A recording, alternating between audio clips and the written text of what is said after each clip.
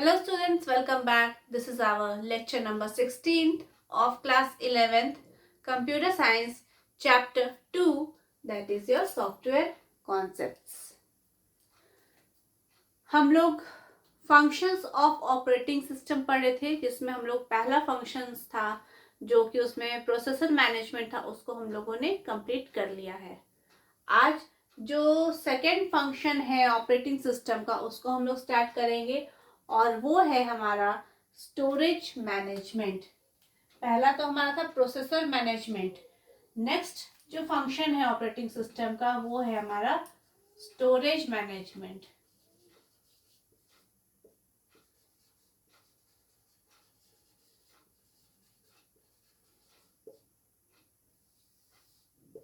ठीक है. नेक्स्ट है हमारा स्टोरेज मैनेजमेंट. स्टोरेज मैनेजमेंट का मेन, हम स्टोरेज मैनेजमेंट क्यों करते हैं? तो बेसिकली हम स्टोरेज मैनेजमेंट हम इसीलिए करते हैं ताकि हम अपने स्टोरेज को इस तरीका से यूज करें जो वहां पे स्टोरेज का वेस्टेज ना हो, मतलब प्रॉपर यूटिलाइजेशन हम उस स्टोरेज स्पेस का कर सके. इसीलिए हम क्या करते हैं, स्टोरेज मैनेजमेंट करते हैं. तो देखिए हमारे पास क्या है कि किस तरीका से बहुत सारे हमारे पास टेक्निक्स है जिस कारण से हम अपने जो स्टोरेज है, जो मेमोरी है हमारा, उसको किस तरीका से हम प्रॉपर यूटिलाइजेशन कर सके, ये हम लोग देखेंगे. उसके लिए कुछ टेक्निक्स जो हम लोग यूज करते हैं. तो बेसिकली स्टोरेज मैनेजमेंट का एम क्या होता है? Minimum wastage of storage space. आपके पास जो स्टोरेज स्पेस दिए गए हैं उस स्टोरेज स्पेस का वेस्टेज मिनिमम से मिनिमम हो, और साथ ही साथ हमको ये भी ध्यान रखना है कि हमारा जो भी प्रोग्राम है वो सिक्योर भी रहे और हमारा स्टोरेज का वेस्टेज भी ना रहे. तो यही हमारा क्या कहलाता है, स्टोरेज मैनेजमेंट. ठीक है. अब स्टोरेज मैनेजमेंट जो हम लोग करते हैं वो बहुत सारे टेक्निक से करते हैं, जिसमें हम लोग करते हैं कंटिग्यूअस स्टोरेज मेमोरी एलोकेशन. नेक्स्ट हम बोल सकते हैं नॉन कंटिग्यूअस स्टोरेज एलोकेशन. ये सब कुछ टेक्निक्स होते हैं जिसका हम यूज करके स्टोरेज मैनेजमेंट कर सकते हैं.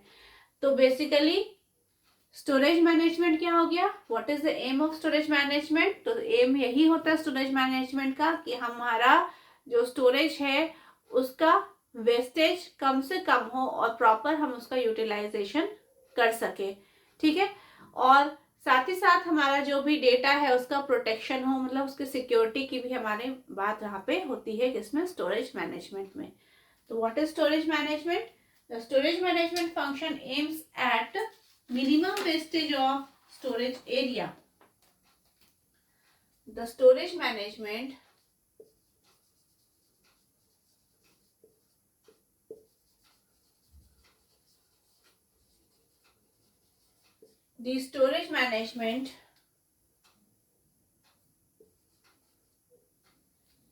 function aims at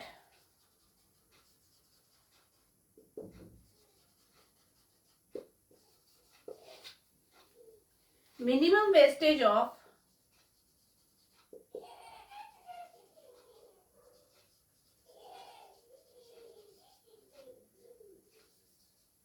wastage of storage area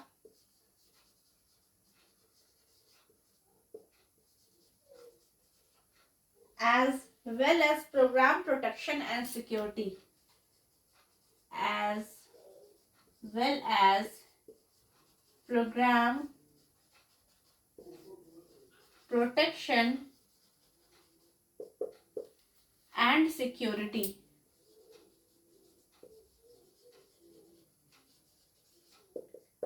ठीक है. अब जो स्टोरेज मैनेजमेंट हम करते हैं वो कौन कौन टेक्निक से हम कर सकते हैं? तो पहला तो है contiguous storage allocation. Contiguous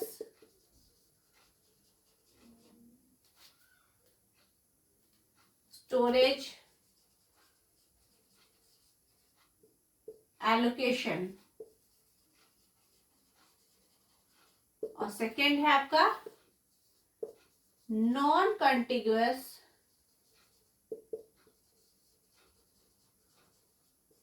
storage allocation. ठीक है, कंटिग्यूअस स्टोरेज एलोकेशन और है नॉन कंटिग्यूअस स्टोरेज एलोकेशन। सबसे पहले हम यहाँ पे आज जो देखेंगे वो है हमारा कंटिग्यूअस स्टोरेज एलोकेशन क्या होता है। तो सबसे पहला हमारा क्या रहेगा आज का टॉपिक, कंटिग्यूअस स्टोरेज एलोकेशन। तो स्टोरेज मैनेजमेंट का मतलब समझ में आया क्या, कि किस तरीका से हम बिना वेस्टेज किए हुए या कम से कम वेस्टेज किए हुए हम अपने स्टोरेज का यूज कर सके, ताकि सही से इसका प्रॉपर यूटिलाइजेशन हम कर सके अपने स्टोरेज स्पेस का। ठीक, सबसे पहला अभी हम लोग यहाँ पे देखने वाले कंटिग्यूअस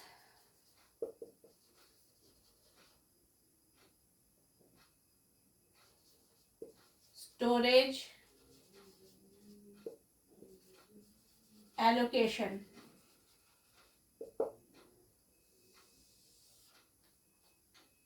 कंटिग्यूअस storage allocation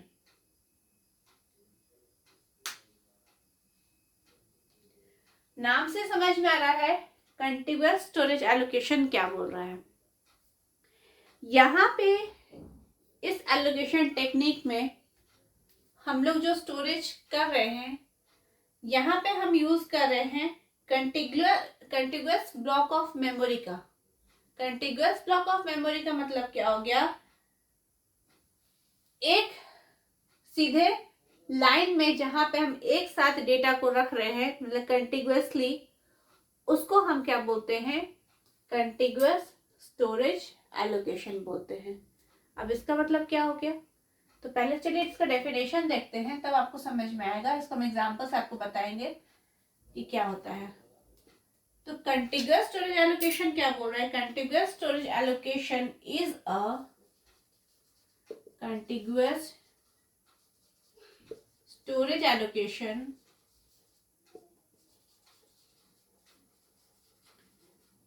contiguous storage allocation is a memory allocation technique, is a memory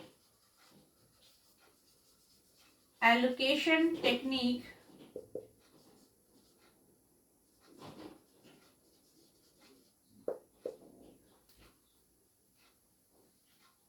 memory allocation technique where a process is allocated a where a process is allocated where a process is allocated a single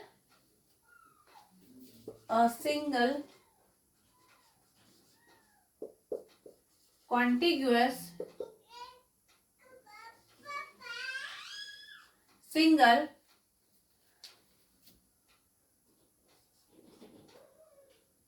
contiguous block of memory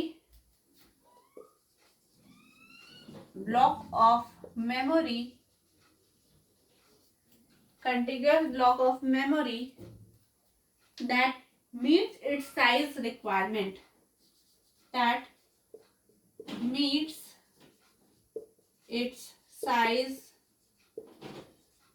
requirement।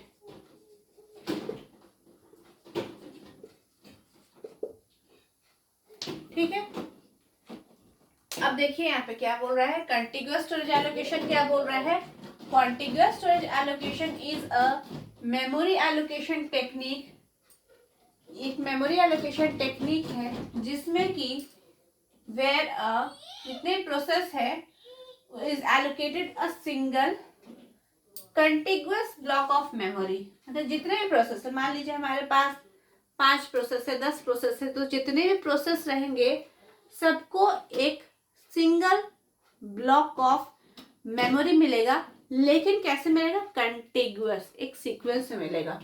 ठीक है, allocated a single contiguous block of memory that meets A size requirement, जिसका जो size होगा उसके हिसाब से मिलेगा उसको मेमोरी, लेकिन एक कंटिग्यूअस फॉर्म में मिलेगा, एक सीक्वेंस में मिलेगा, ठीक है। उसी को हम क्या बोलते हैं, कॉन्टिग्यूअस स्टोरेज एलोकेशन बोलते हैं। कॉन्टिग्यूअस स्टोरेज एलोकेशन में यही समझ लीजिए कि जो भी मेमोरी एलोकेशन होता है इसमें कंटिग्यूअस मतलब जो भी डेटा हमारा स्टोर हो रहा है, जो भी प्रोसेस हम स्टोर करते हैं, एक कंटिग्यूअस फॉर्म में स्टोर करते हैं, मतलब एक सीक्वेंस में एक साथ जो भी डेटा होगा वो स्टोर होगा, उसी को हम क्या बोलते हैं, कॉन्टिग्यूअस स्टोरेज एलोकेशन बोलते हैं। अब इसको चलिए हम लोग एक एग्जांपल से समझते हैं कि कॉन्टिग्यूअस स्टोरेज एलोकेशन कैसे होता है। तो मान लेते हैं, कंसीडर हम यहाँ पे करते हैं कि हमारे पास एक ये डिस्क हम यहाँ पे बना रहे हैं, ये हमारे पास डिस्क है, मतलब कि सेकेंडरी स्टोरेज है, ये हमारे पास एक डिस्क है, ठीक है। यहाँ पे इस डिस्क में, ये हमारा डिस्क है, यहाँ पे डेटा को हम लोग स्टोर करके रख रहे हैं। तो मान लीजिए यहाँ पे कुछ ऐसे ब्लॉक्स बने हुए हैं, मैंने 0 1 2 3 4 5 6 7 8 9 10 11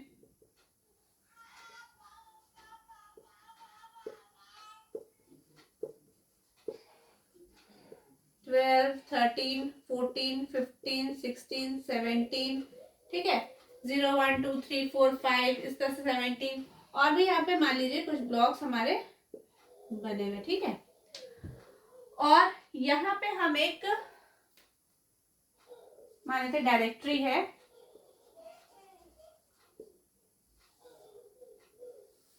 इस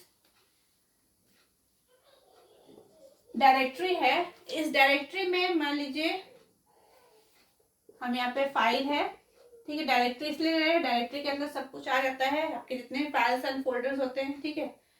इसका हम स्टार्ट बता दे रहे हैं कहाँ से होगा और इसका लेंथ, ठीक है। मान लीजिए हमारे पास ABC 3 फाइल्स हैं डायरेक्टरी में। A साइज जो है वो स्टार्ट होगा 0 से, B जो है 6 से और C जो है ये 14 से। लेंथ जो है A का 3 है, मान लीजिए इसका 5 है, इसका 4 है, ठीक है। ये हमारे पास एक डायरेक्टरी है और ये हमारा एक डिस्क है जो कि एक सेकेंडरी स्टोरेज है, ठीक।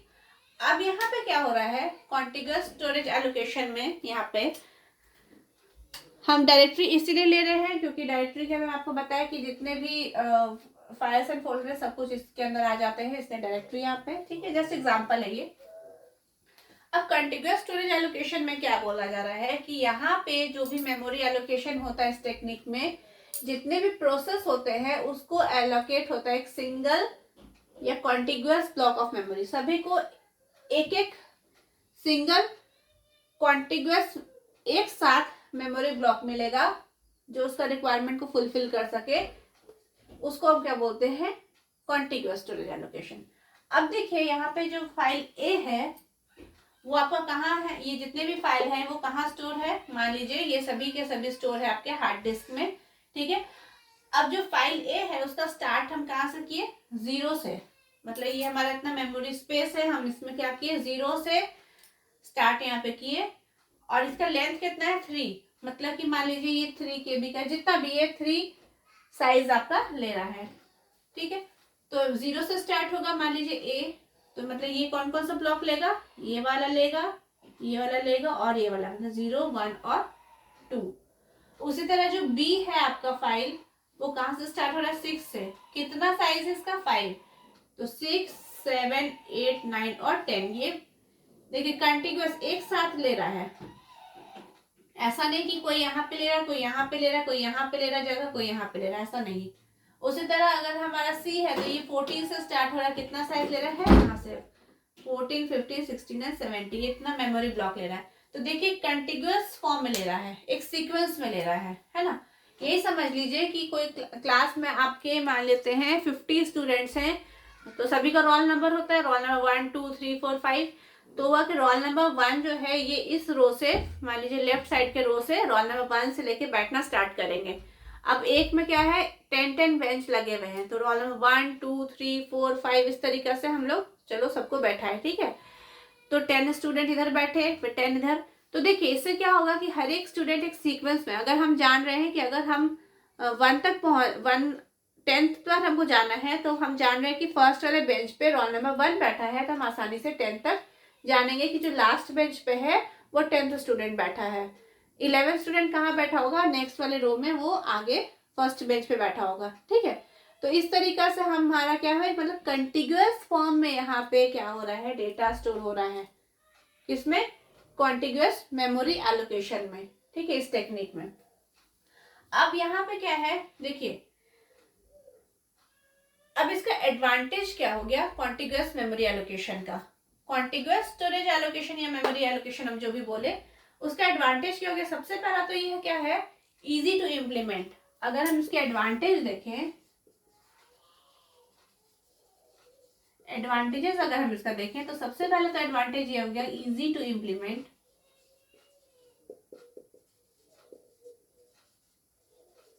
ठीक है, सबसे पहला एडवांटेज क्या है, इंप्लीमेंट करना इसको बहुत आसान है। और दूसरा एक्सीलेंट रीड परफॉर्मेंस।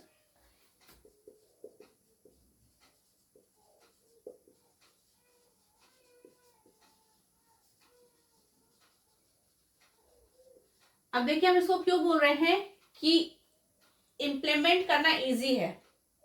तो देखिए हमारा डिस्क हम जानते हैं कि किस तरह का होता है, राउंड शेप में होता है। डिस्क हमारा क्या होता है, राउंड शेप में होता है, कुछ इस तरीका से होता है हमारा डिस्क, है ना, जिसमें हमारे कुछ ट्रैक्स एंड सेक्टर्स बने रहते हैं, ठीक है, इस तरीका से रहता है। अब क्या है कि मान लीजिए ये हमारा डिस्क है, मान लेते हैं कि आपका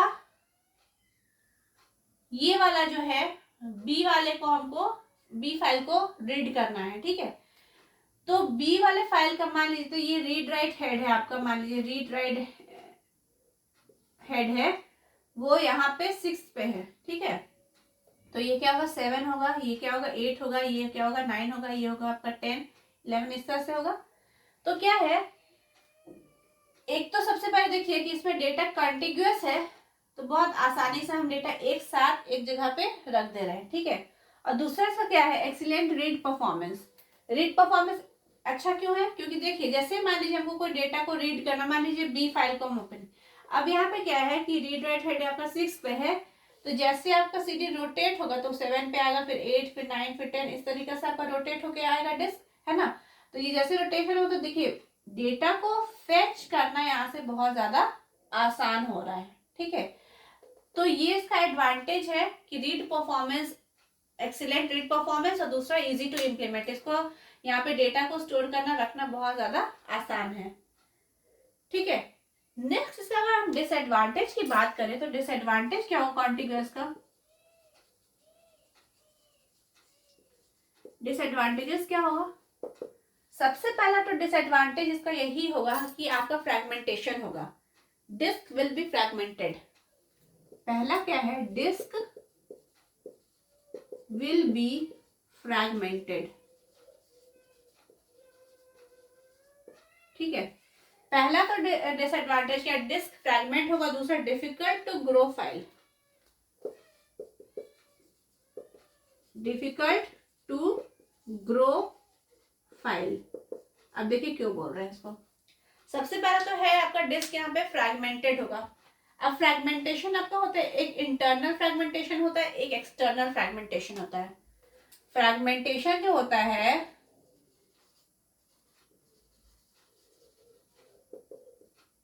फ्रैगमेंटेशन जो होता है, एक तो आपका होता है इंटरनल और दूसरा आपका होता है एक्सटर्नल,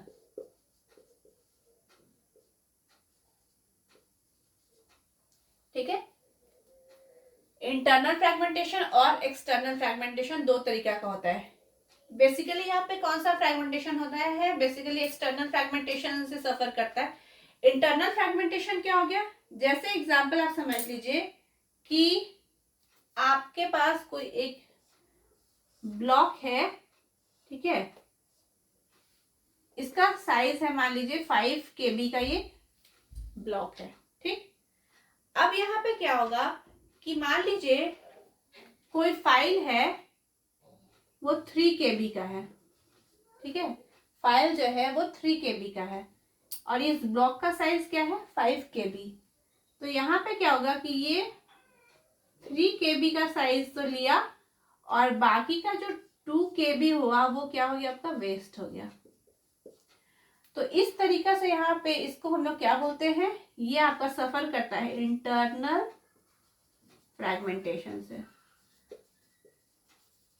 ठीक है। यहाँ पे इंटरनल फ्रैगमेंटेशन हुआ।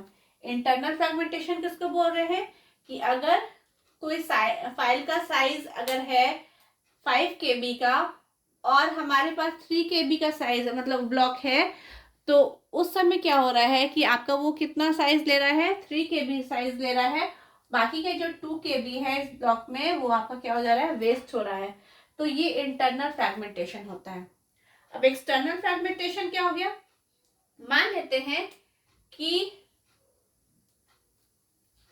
एक्सटर्नल फ्रैगमेंटेशन को क्या बोल रहे हैं कि मान लेते हैं कि हमारे पास और कोई यहाँ पे फाइल ऐड हमको करना है, ठीक है। अब फाइल हमको ऐड करना है तो यहाँ पे देखिए मान लीजिए हम यहाँ पे डी नाम का एक फाइल हम इसको ऐड किए और इसका लेंथ जो है 4 है, क्लियर है, लेंथ कितना है 4 है। अब यहाँ देखिए कि कितना आपके पास ये कॉन्टिग्युअस है, तो कितना पहला सबसे पहले यहाँ देखिए कि खाली स्पेस कहाँ कहाँ है, एक ये है, एक ये है, एक ये है, 1 2 3, नेक्स्ट एक यहाँ है 4 5 और 6, मतलब 6 जो है आपका एम्प्टी स्पेस है, ठीक है, 6 यहाँ पे एम्प्टी स्पेस है।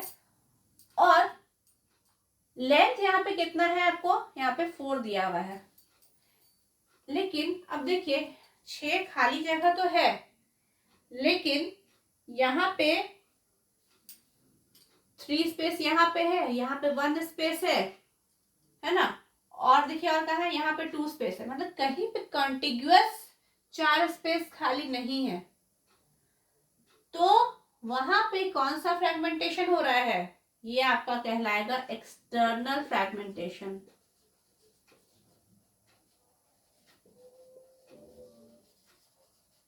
ठीक है। एक्सटर्नल फ्रैगमेंटेशन, एक्सटर्नल फ्रैगमेंटेशन क्यों हो गया,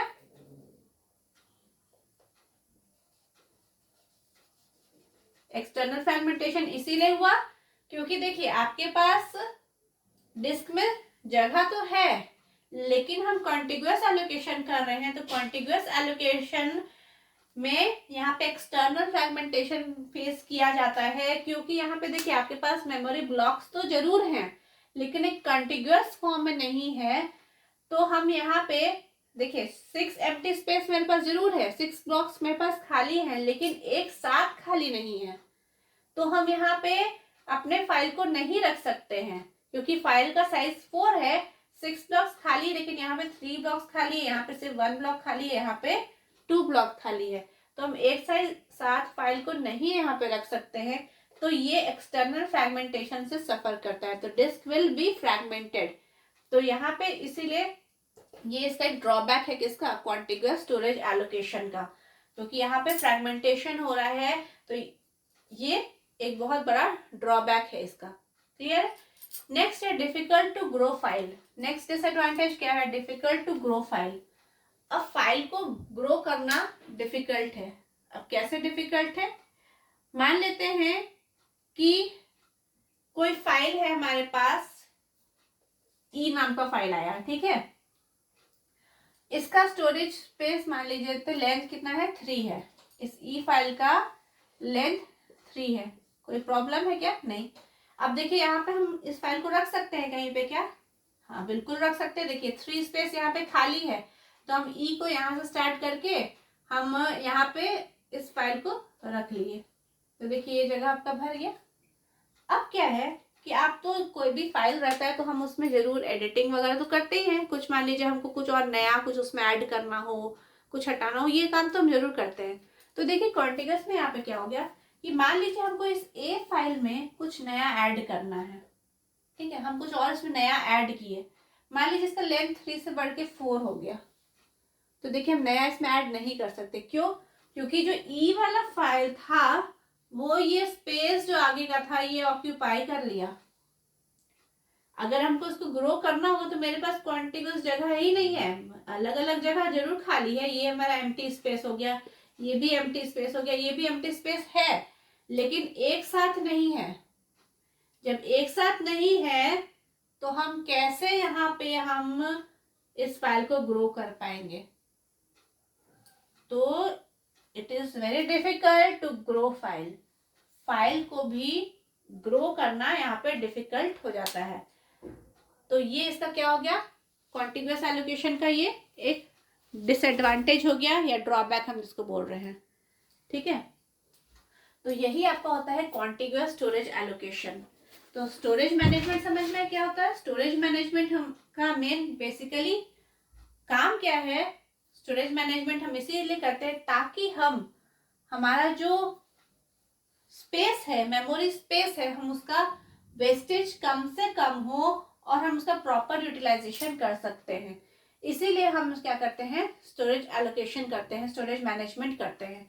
तो स्टोरेज मैनेजमेंट हम आपको बताया कि 2 टाइप से करते हैं, एक नॉन कंटिग्यूअस एंड कंटिग्यूअस। अभी हम लोग पहले डिस्कस की कॉन्टिग्यूअस स्टोरेज एलोकेशन। यहाँ पे देखिए हम लोग डेटा बेसिकली क्या कर रहे हैं, एक कॉन्टिग्यूअस फॉर्म में हम यहाँ पे डेटा को रख रहे हैं, एक सीक्वेंस में रख रहे हैं।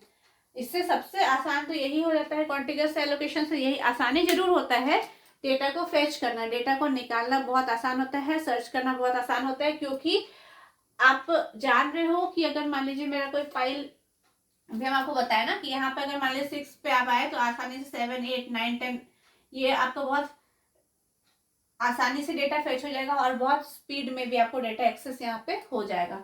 लेकिन यहाँ पे डिसएडवांटेज यही होता है कि डिस्क आपका फ्रैगमेंट हो जाता है। फ्रैगमेंट में आपका बेसिकली एक्सटर्नल फ्रैगमेंटेशन होता है, क्योंकि अगर आपको एक्सटर्नल फ्रैगमेंटेशन इसीलिए हो रहा है क्योंकि आपका स्पेस रहते हुए भी आपका वो स्पेस वेस्ट हो रहा है। अगर आपका फाइल का साइज ज़्यादा है तो उस कंडीशन में आपके पास स्पेस रहते हुए भी आप उस फाइल को वहाँ पे नहीं रख सकते हो, क्योंकि यहाँ पे एक्सटर्नल फ्रैगमेंटेशन को ये फेस करता है। इंटरनल फ्रैगमेंटेशन बेसिकली यहाँ पे नहीं हो रहा है। फ्रैगमेंटेशन 2 तरीका का होता ही है, ये आपको एग्जाम में आ सकता है, तो ये ध्यान रखिएगा। तो इंटरनल फ्रैगमेंटेशन किसको बोल रहे हैं कि साइज है आपका, कोई ब्लॉक है उसका साइज 5 KB जरूर है, ये हम अंदाज जस्ट एग्जाम्पल लिए 5 KB, कुछ भी साइज हो सकता है। ये समझिए कि जो साइज है आपका ब्लॉक का उससे कम साइज का फाइल अगर आप उस जगह पे रख दे रहे हो तो बाकी का बाकी स्पेस क्या और आपका वेस्टेज हो रहा है। यही समझ लीजिए ना कि एक कंटेनर है, ठीक है, ये कंटेनर है और ये कंटेनर में आपको इसका साइज 1 kg तक आप उसमें कुछ सामान रख सकते हो। ठीक है, 1 kg का आप सामान रख सकते हो। आप लेके आए, मान लीजिए कि आप राइस लेके आए और राइस आपका कितना है, सिर्फ आपके पास ½ kg का राइस है। ठीक, अब ये जब आप 1 kg का कंटेनर में आप ये ½ kg राइस यहाँ रख दोगे तो बाकी का जो ये स्पेस था इसमें ऐसा तो नहीं कि आप कुछ और रख सकते हो, राइस के साथ कुछ और मिला दोगे, नहीं। तो ये स्पेस तो इसके लिए वेस्टेज हुआ ना। इससे बेटर तो ये होगा ना कि हम ½ kg का जो कंटेनर अगर मेरे पास है, इससे छोटा कंटेनर है, उसी कंटेनर में हम इसको रखें। तो यहाँ पे क्या हो रहा है, इंटरनल फ्रैगमेंटेशन, ये इसी को कहते हैं। ठीक है, तो ये आपका हो गया कॉन्टिग्यूअस एलोकेशन हो गया, स्टोरेज एलोकेशन हो गया। आई होप कि आपको समझ में आएगा कि कॉन्टिग्यूअस स्टोरेज एलोकेशन किसको बोलते हैं। नेक्स्ट के वीडियो में हम लोग नॉन कॉन्टिग्यूअस स्टोरेज एलोकेशन किसको बोलते हैं उसको हम लोग डिस्कस करेंगे। ठीक है, तो आज के लिए इतना ही रहने देते हैं। Thank you.